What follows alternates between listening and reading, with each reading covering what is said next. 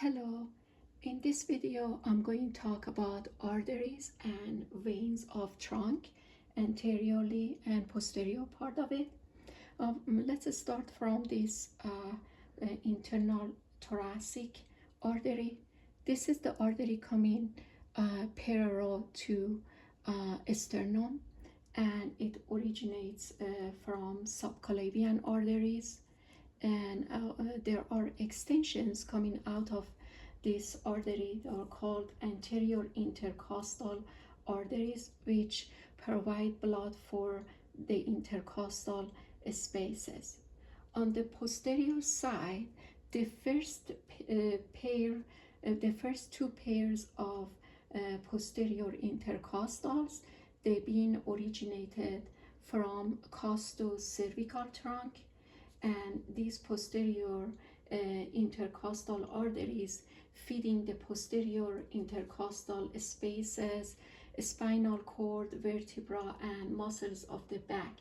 As you see on the back, let me turn this here, the posterior intercostals coming to the back to thoracic joint, the thoracic aorta, and both posterior and anterior intercostal, they supply blood for intercostal muscles. Let's take a look at abdominal cavity below the diaphragm. This is diaphragm. Underneath here, let me move the camera down here. You can see there is right from this aorta, there is this single artery coming out, and that is called celiac trunk. The celiac trunk is very small, short and very large, and has right away coming out has three divisions in here. One of the division is this. You can see this narrow wire. You can see part of it coming forward, the wide narrow wire. That is called left gastric artery. And then the second one coming toward the left side here, this is wider, coming toward a spleen. It's called a splenic artery, which it goes to spleen, and there are branches of it also goes to pancreas and stomach.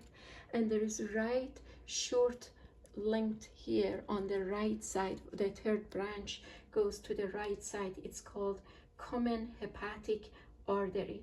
Immediately this common hepatic artery branches off to three different branches, this common hepatic artery.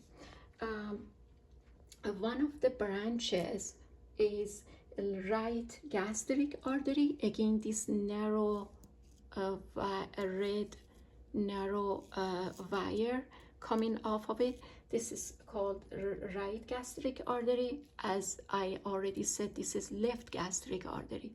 Both of them come in here, and they join together in the middle, join together, and they are alongside of the lesser curvature of a stomach. So if a stomach was here, a stomach is removed here, but if a stomach was here, would be in here. So this part would be lesser curvature of a stomach, and this one would be greater curvature of a stomach, alongside of the greater curvature of a stomach. As I said, this common hepatic artery on the right side is very short, has three parts. You saw the first one, right gastric artery, and then the next one is coming down, is this one coming down. You can see here branches coming here and here. This artery, it's called gastroduodenal artery, which sends the branches to duodenum, first part of the small intestine, and also this branch, which is called this branch coming out here, it's called gastroepiploic artery. This gastroepiploic artery, as I said before, it comes alongside of the greater curvature of a stomach. As you see, there is a branch coming from splenic artery coming out here, and that is left. That's left gastroepiploic artery, and this is right gastroepiploic artery. In the middle, they get together and make the greater curvature. They get alongside of the greater curvature of the stomach. And this common hepatic artery here, in here, right where gives that branch to gastroduodenal artery. Right at that, after that, we don't call it a hepatic artery anymore. It's called it's not common hepatic. It's actually called hepatic artery proper. So it's called hepatic artery proper, and then divides into left and right. Underneath here, you can see that red one. Underneath goes to the, here, this one goes to the liver and can serve, supplies the liver. There are capillary beds inside the wall of intestine and stomach that they drain into hepatic portal vein. This blue one here, the blue one is right behind the hepatic artery proper. This blue one, it's called hepatic portal vein, and this hepatic portal vein is located between the first capillary beds that are located inside the stomach and intestine, and second capillary bed is inside the liver. Right below the celiac trunk, you can see another extension coming off of this abdominal aorta, this one, and this extension, it's called superior mesenteric artery, and there is also, you can see that this is the vein going up. That's also, it's called superior mesenteric vein. They are alongside each other, and this blood vessel supplies pancreas and enters the mesentery. Mesentery is a membrane that supports the small intestine. Once the vein comes up here, you can see the vein joins into this blue one.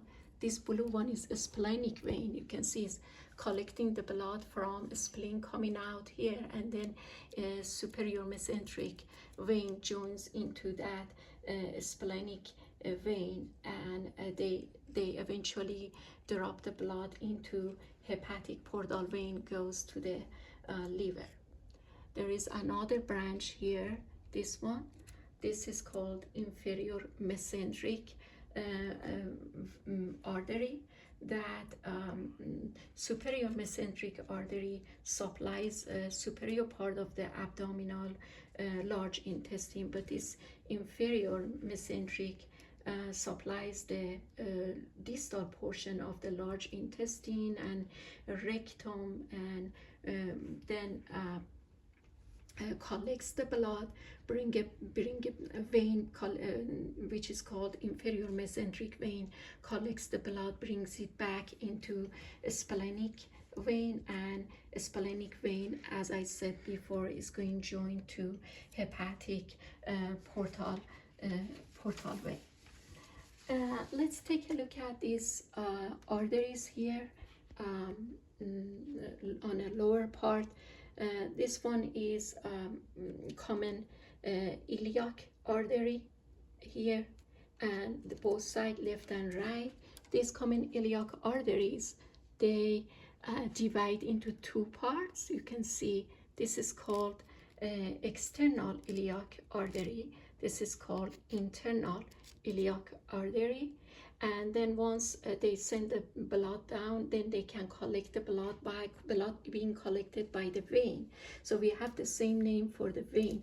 We have external iliac vein. On the back of it, you can see, and let me turn this up. You can see on the posterior side. Here we go. All right, so there is this external iliac vein and internal iliac vein. They join together, make this common iliac vein. The common iliac vein, left and right, join together. They come up into inferior vena cava, which, as you know, inferior vena cava goes to the heart, to the right atrium. Along the way, you can see also there is this vein joins from the kidneys that are called renal veins. Well, from this aorta, there was a branches of renal artery goes to kidneys, and then renal veins bring the blood back into this inferior vena cava. There are two veins here. You can see this one and this one. They go up. This is on the right side and left. Both of them are called ascending lumbar veins. And this, the right side, when it's coming up, right at the part that this is the right ascending lumbar vein, this is the left ascending lumbar vein, this is diaphragm. Right at the diaphragm level, their names are changing. So the right one, above of the diaphragm, this one here, it's not ascending lumbar vein anymore, and we call that a zygous vein. A zygous vein is coming up here, and eventually it comes into here, into superior vena cava, and this left ascending lumbar vein above of diaphragm, also the name is changed, and after diaphragm it's called hemiazygous here. Hemiazygous comes here and empties the blood into the azygous vein, and then they go into the inferior, into superior vena cava. There are this vein here, this extension blue one you see here. This is an accessory hemizygous vein, goes up to here to subclavian vein, and there is this also accessory zygous is on the right side here.